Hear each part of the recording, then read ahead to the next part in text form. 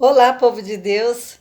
Aqui estou eu de volta depois de um tempinho, né? Mais ou menos 6 meses que eu não gravo para falar com vocês, né? Hoje deu saudade e mas sim um pouco inspirada para trazer para nós hoje um aprendizado que vai fazer bem para muita gente, porque está fazendo bem para mim.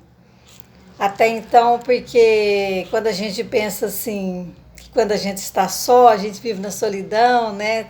Fica triste e pensa que está vivendo uma vida sofrida, por não saber lidar com a vida de solidão, né? Que está só.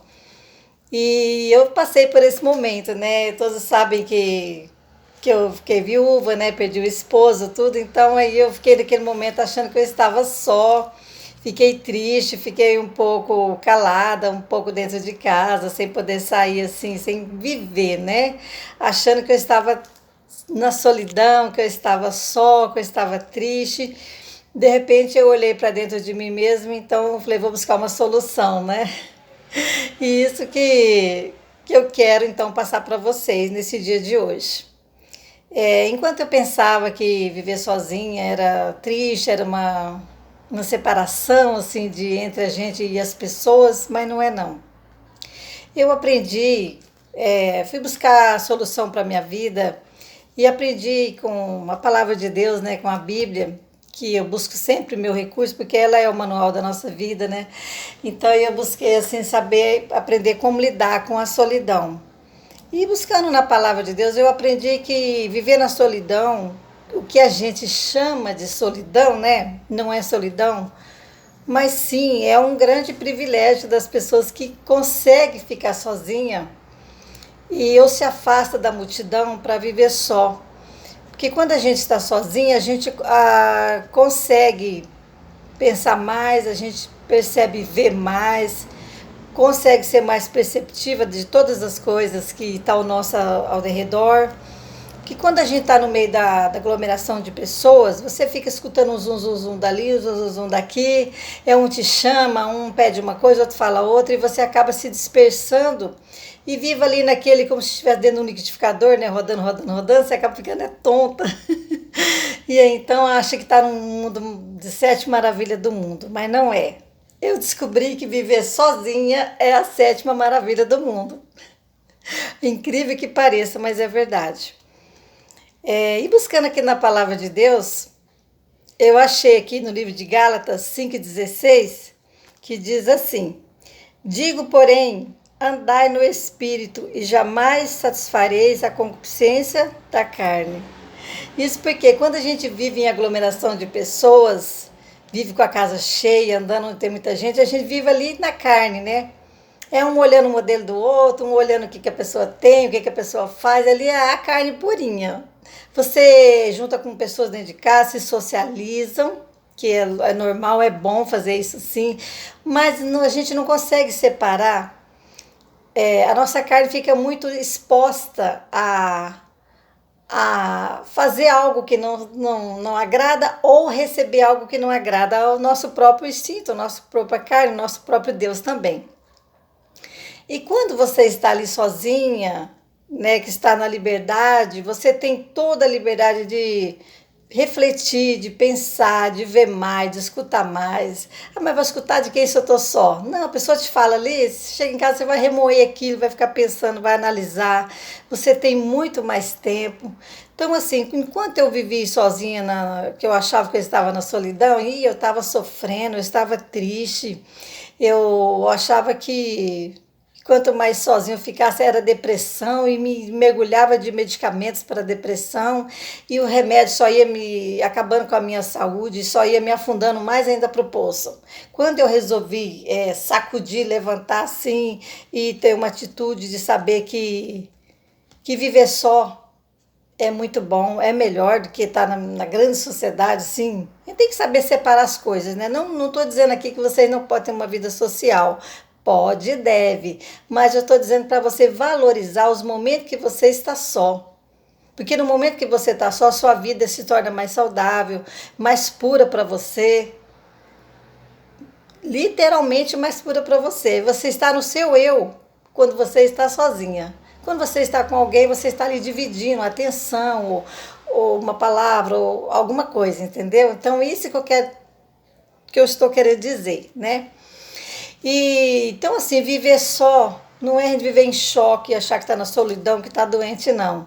E outra coisa, a gente tem mania também de achar que enquanto a gente está ali sozinha na solidão, que a gente está infeliz. Então a gente sente, a carne sente a necessidade de ter alguém ao nosso lado, um marido, ou sei lá, uma mãe, ou um pai, ou um irmão, para poder a gente ser feliz. A gente acha que a nossa felicidade está na pessoa que vai estar do nosso lado. E nós temos que aprender, saber e conhecer que a nossa felicidade ela existe dentro de nós. Na verdade, a felicidade ela não existe em lugar nenhum. A felicidade ela deve ser construída dentro de nós. É nós que constrói a nossa felicidade.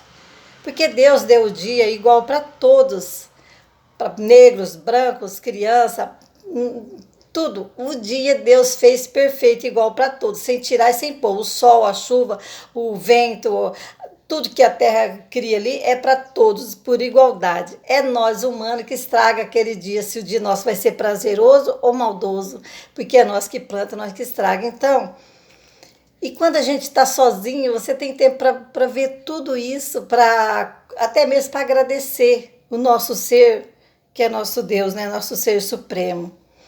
E eu aprendi também que quanto mais a gente fica sozinho, mais a gente cresce. Porque aqui em Filipenses 2,7 diz assim: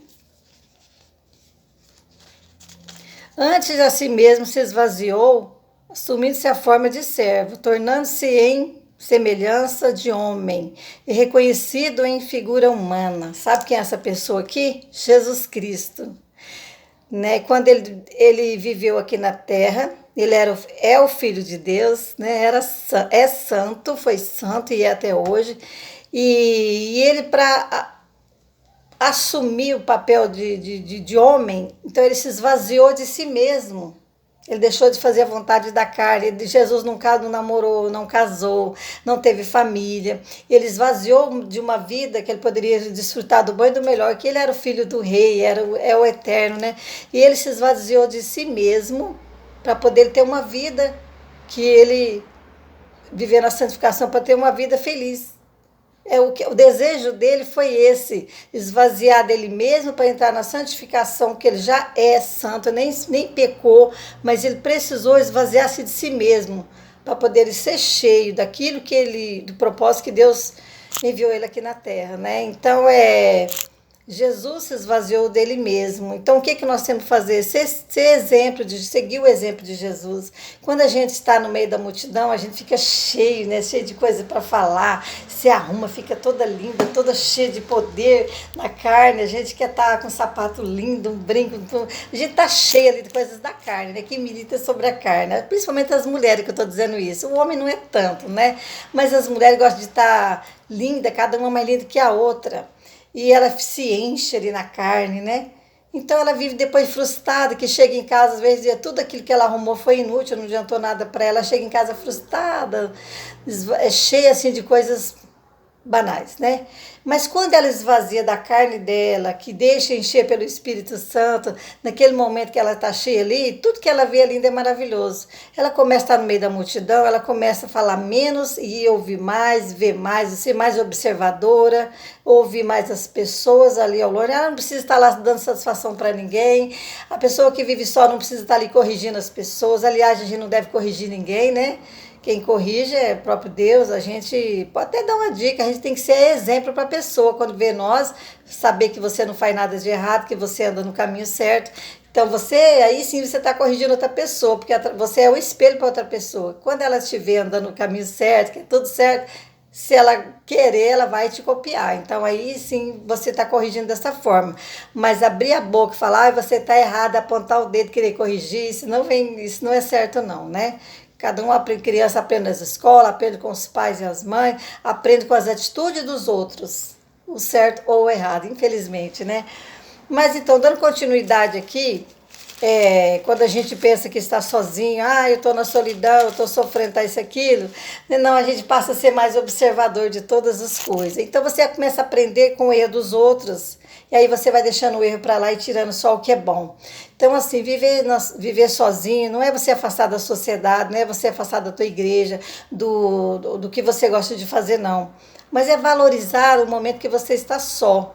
No meu caso, que eu estou só literalmente mesmo, que eu fiquei viúva, conforme eu disse, eu moro sozinha, então eu estou só. Mas eu não estou só jamais, porque eu estou com Deus, graças a Deus. Quando a gente tem essa fé, que você nunca está só, então você passa a caminhar com Deus. Aqui no livro de Mateus 28:20 fala assim: E eis que estou convosco todos os dias, até a consumação do século. Quem que disse isso? O próprio Jesus, quando ele foi morto e ressuscitou, e quando ele apareceu para uma multidão de 500 pessoas, aí ele foi assunto aos céus. Quando ele subiu, os discípulos ficou tristes, o Senhor vai nos deixar. Então Jesus falou para os discípulos, ainda que ele estava em espírito já. E espírito e carne, porque Jesus ressuscitou de corpo e alma, a gente sabe disso, né? Então Jesus falou para os discípulos: Eis que estou contigo todos os dias, eis que estarei convosco todos os dias até a consumação do século. Então, até o dia que esse século aqui for consumado, Jesus ele está conosco. Então, nunca que a gente está só. Quando a gente está num momento de tristeza, de solidão, de amargura, achando que está sozinho, que não estou vendo alguém do meu lado ali, mas a gente tem que conscientizar e saber que Jesus sempre está conosco. Até a consumação do século, nunca a gente está sozinho. Por isso é importante a gente falar com Deus, estar sempre em comunhão com Ele, porque Ele sempre está conosco. Quando você dá lugar para Jesus, Ele faça morada dentro de nós, nossos corações. Então jamais você está só. Jamais você não precisa buscar felicidade em outra pessoa, você não precisa buscar esperança em outra pessoa. Faça para aquela pessoa o que você gostaria que ela fizesse para você. Ama aquela pessoa, dá exemplo para ela, que então ela vai ver que você é uma pessoa cheia do Espírito Santo, que você nunca está só. Essa é a palavra que eu trouxe para nós hoje, é pouquinho, é um tempo curto aqui, mas aproveita esse tempo que você acha que está na solidão, aproveita para fazer amizades, aproveita para viajar, junta o dinheirinho, guarda, faça um pacote, viaje com as amigas, com os amigos, leia um bom livro. Se não gosta de livro, leia a Bíblia, a palavra de Deus, é muito bom. Na Bíblia a gente é o manual da nossa vida, a gente lê e aprende muitas coisas, aprende a não sentir sozinho. Quando você aprender a não sentir sozinho, você vai saber e aprender que quando você está na multidão, é que você está sozinho. E quando você acha que você está só, você tem um mundo inteiro na sua mente. Quando você olha para o céu, sai no fundo de um quintal, olha para cima e vê aquela imensidão, o céu, que é lindo, tudo que Deus formou para nós, fala, esse é meu, esse é o que é meu, porque eu tenho o direito de viver aquilo que Deus deixou. Talvez você está dentro da tua própria casa, e você pode pensar ali, aquela casa talvez pode não ser sua, mas quando você olha para cima, sai na rua, olha para frente, para trás, no meio da rua, aquele ar livre ali é o habitat que Deus te deu, Ele fez para você. E a nossa casa é um complemento daquilo que nós trabalhamos e conquistamos e que Deus tenha nos dado e dará ainda mais coisa quando a gente merece, faça por merecer. Mas então, nunca pense que está só. Viver sozinho é um grande privilégio que Deus deixou para nós. A gente nasce sozinho. Às vezes nós nascemos com gêmeos, né, irmãozinho? Mas raramente, a maioria nasce só. Nasce só. E são dependentes dos nossos pais para nos criar. Mas ele está sempre só. Nós, como mãe, nós temos mania de quando a criança e o bebezinho nasce, quando o bebezinho chora, a gente corre e vai pegar o bebezinho. A gente não deixa o bebezinho ser independente. Desde quando a gente nasce, nossos pais estragam. A criança não pode chorar, a criança não pode passar falta de nada. A gente quer compensar nos filhos aquilo que a gente nunca teve. Isso é errado. Porque o choro é para fortalecer o pulmão, para fazer a criança ali aprender que através do choro é um gesto de tá se comunicando com o mundo. E a mãe vai lá e pega, e chacoalha, e dá o peito, e dá mamadeira. Então a gente foi criado e educado para não viver só.